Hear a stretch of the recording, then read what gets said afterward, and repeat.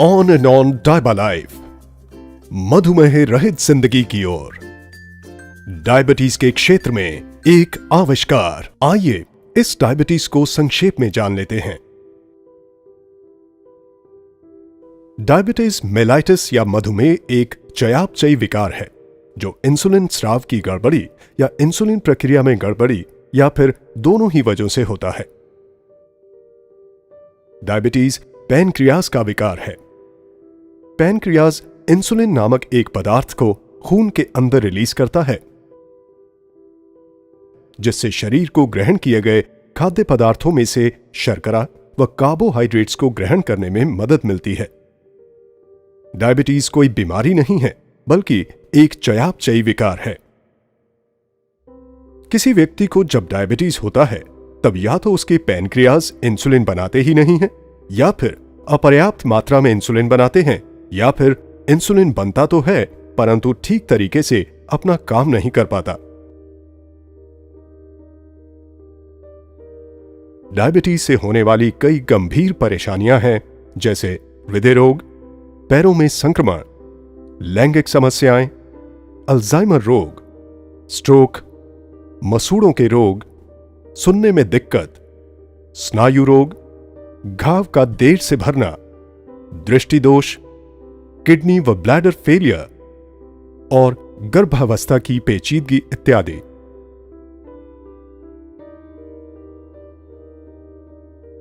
भारत बहुत तेजी से दुनिया का डायबिटिक कैपिटल बनता जा रहा है। भारत में अभी करीब 62 मिलियन लोग डायबिटीज से ग्रस्त हैं।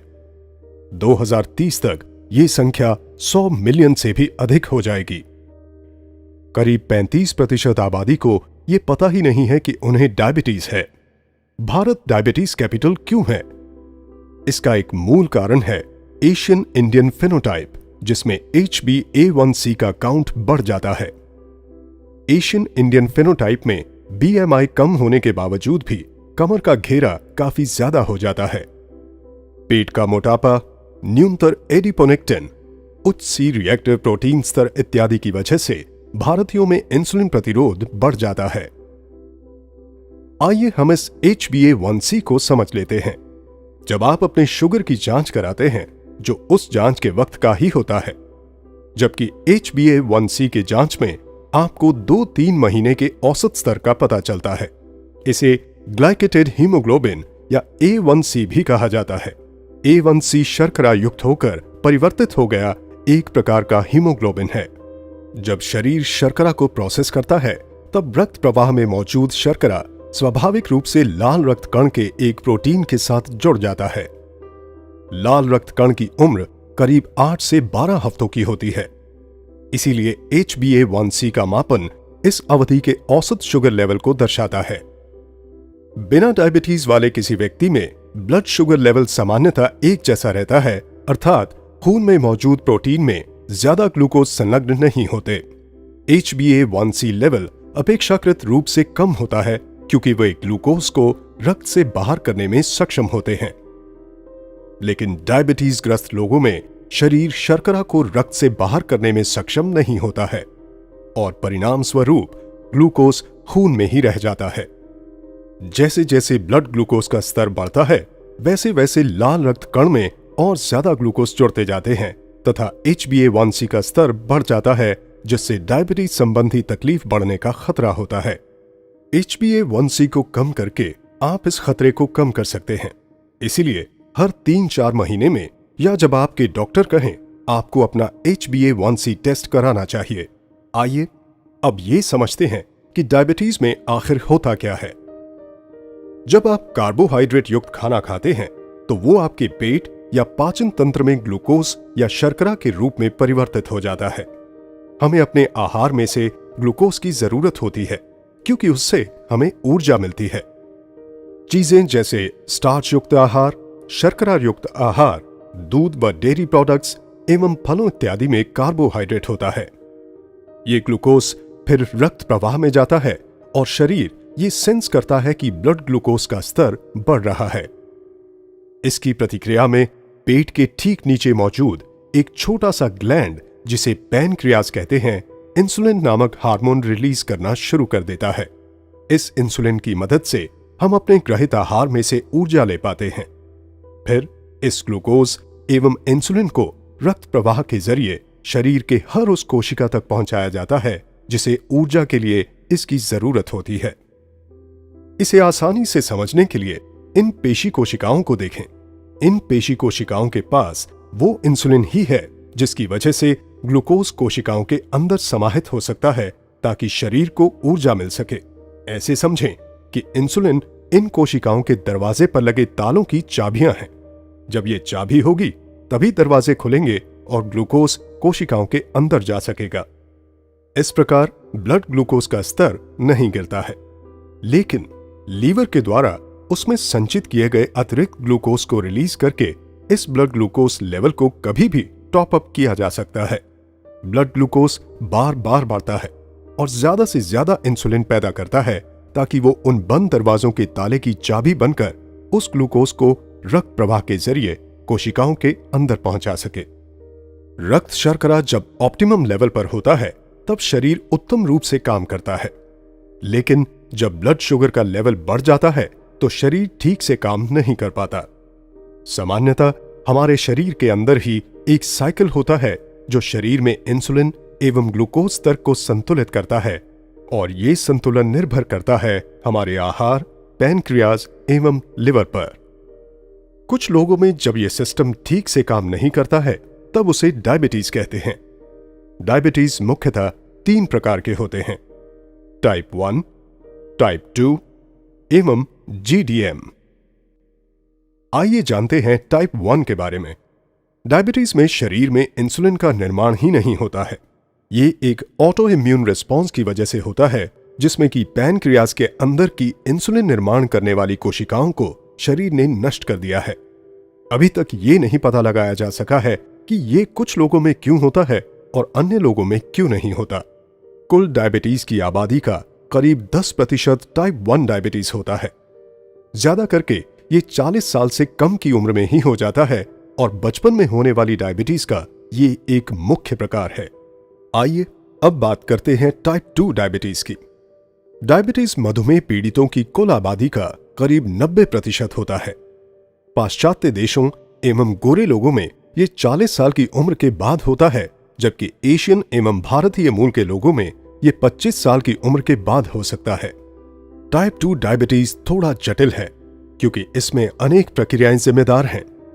इसमें या तो शरीर पर्याप्त इंसुलिन नहीं बना पाता है या फिर बना हुआ इंसुलिन ठीक से काम नहीं करता है।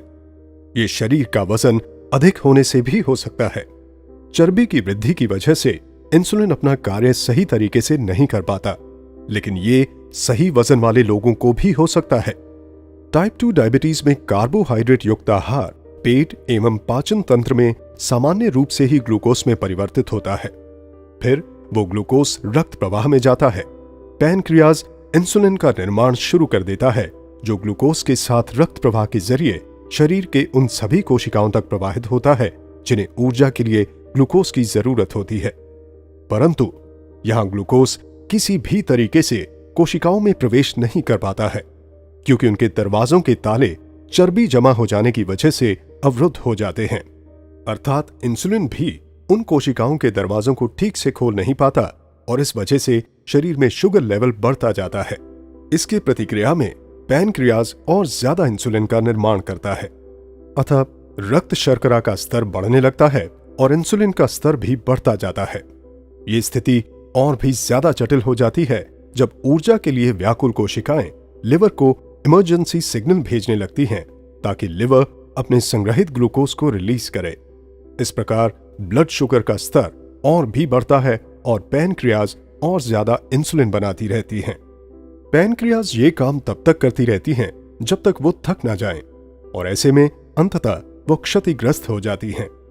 टाइप 2 डायबिटीज के लक्षण बड़ी देर से प्रकट होते हैं और कुछ लोगों में तो इसका कोई लक्षण प्रकट ही नहीं होता है।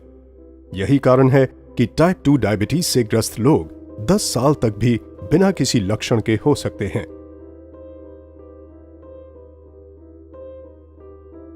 और अब हम बात करेंगे GDM डायबिटीज की। जेस्टेशनल डायबिटीज मधुमेह रहित किसी भी महिला को होने वाली एक अस्थायी परिस्थिति है। जिसमें शुगर लेवल ज्यादा होता है। हालांकि इसका ठीक ठीक कोई कारण तो ज्ञात नहीं है, लेकिन ये गर्भनाल के हार्मोन में वृद्धि होने के कारण मां और बच्चे को होता है।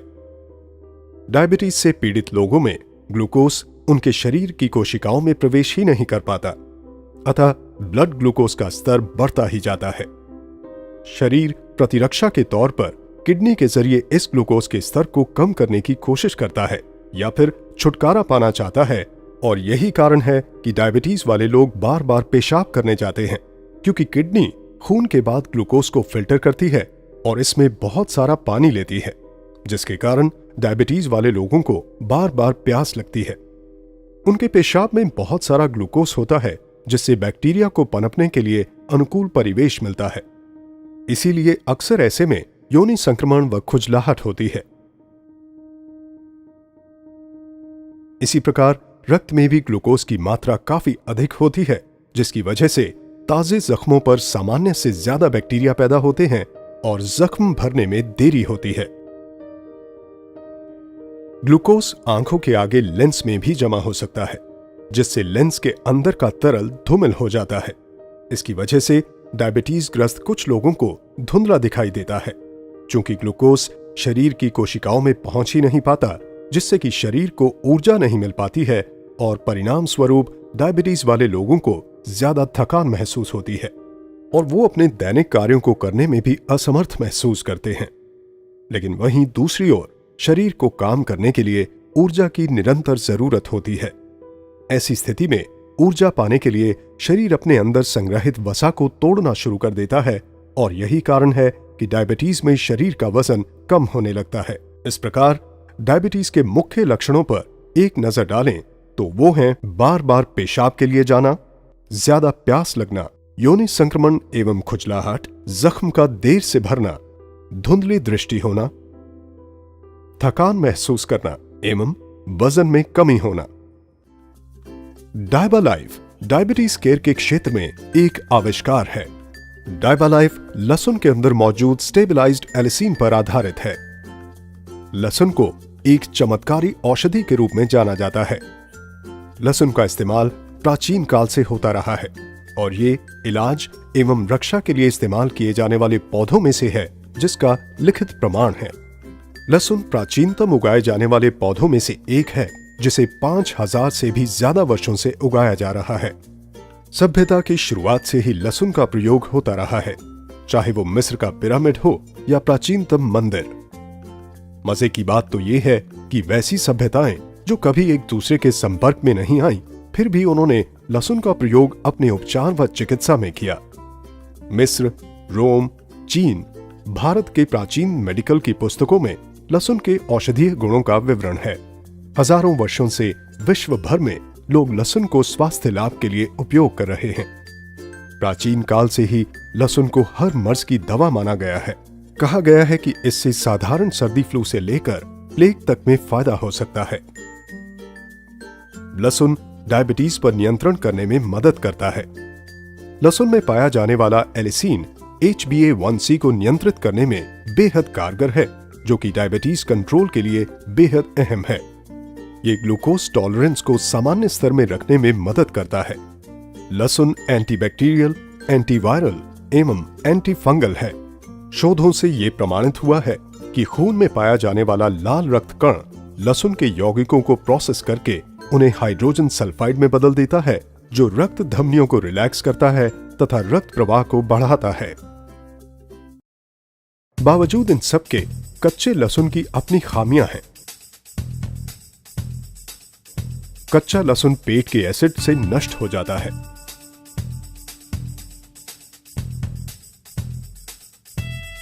ये आंतों के एपिथेलियल कोशिकाओं द्वारा अपघटित हो जाता है।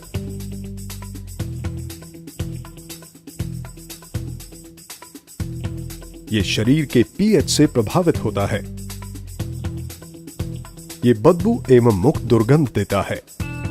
इन सब का उपाय है 100% स्टेबलाइज्ड एलिसिन। एलिसिन लहसुन का प्रमुख जैविक घटक है, जिसमें औषधीय गुण होते हैं। 100% स्टेबलाइज्ड एलिसिन यूरोपियन वैज्ञानिक डॉक्टर पीटर जोसलिंग का आविष्कार है। इस 100% स्टेबिलाइज्ड एलिसिन को लेकर यूरोपियन वैज्ञानिक डायबिटीज केयर के लिए एक अनोखा फॉर्मुलेशन तैयार किया है जिसका नाम है डायबालाइफ। डायबालाइफ का अर्थ है मधुमेह रहित जिंदगी की ओर। डायबालाइफ एक आयुर्वेदिक औषधि है। यह डायबिटीज पीड़ित लोगों के लिए एक प्राकृतिक पथ्य है तथा बाकी सबके लिए बेहद स्वास्थ्यप्रद है। एक छोटा सा 210 मिलीग्राम का कैप्सूल कच्चे लहसुन की 36 कलियों को खाने के बराबर है। डायबालाइफ अनुसंधान पर आधारित तथा जबरदस्त हर्बल घटकों से बना है। ये 5 बेहतरीन घटकों से बना है। 100% स्टेबिलाइज्ड एलिसिन, करेला या बिटरगार्ड, दालचीनी या सिनेमन, अल्फा लिपोइक एसिड एवं क्रोमियम पिकोलिनेट। डायबालाइफ की विशेषताएं या यूएसपी। डायबालाइफ डायबिटीज केयर के क्षेत्र में एक आविष्कार है। भारत में पहली बार अनुसंधान आधारित एवं चमत्कारी प्रोडक्ट 100% स्टेबिलाइज्ड एलिसिन से बना, 100% शुद्ध शाकाहारी कैप्सूल में बना, यूके ग्रास प्रमाणित घटकों से बना, नॉन जीएमओ घटकों से बना, पेटेंटेड फॉर्मूला, यूके जीएमपी अनुमोदित गुणी घटकों से बना, EJNR द्वारा सत्यापित घटक, MHRA द्वारा अनुमोदित घटकों से बना, डॉक्यूमेंटेड क्लिनिकल ट्रायल। मार्केट में इकलौता प्रोडक्ट, कोई कंपटीशन नहीं। विश्व के कई अन्य देशों में मौजूद।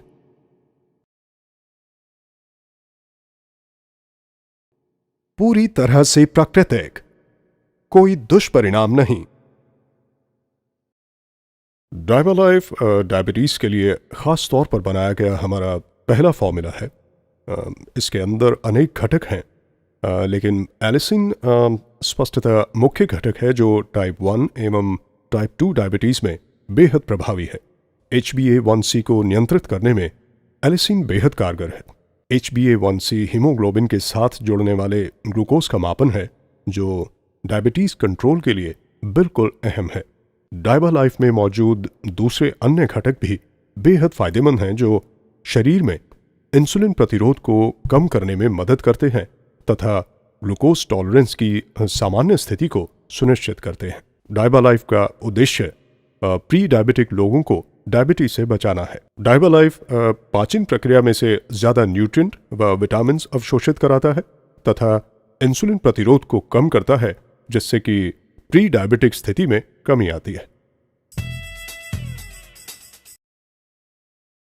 डायबालाइफ सबके लिए फायदेमंद है। डायबालाइफ ब्लड शुगर के लेवल को कम करने में मदद करता है। डायबालाइफ कोलेस्ट्रॉल को नियंत्रित करने में मदद करता है। डायबालाइफ इम्यूनिटी या प्रतिरक्षा को बढ़ाता है। डायबालाइफ ब्लड प्रेशर को नियंत्रित करने में भी मदद करता है। डायबालाइफ का R&D एवं प्रोसेसिंग अत्याधुनिक तकनीकी युक्त संयंत्रों में किया गया है।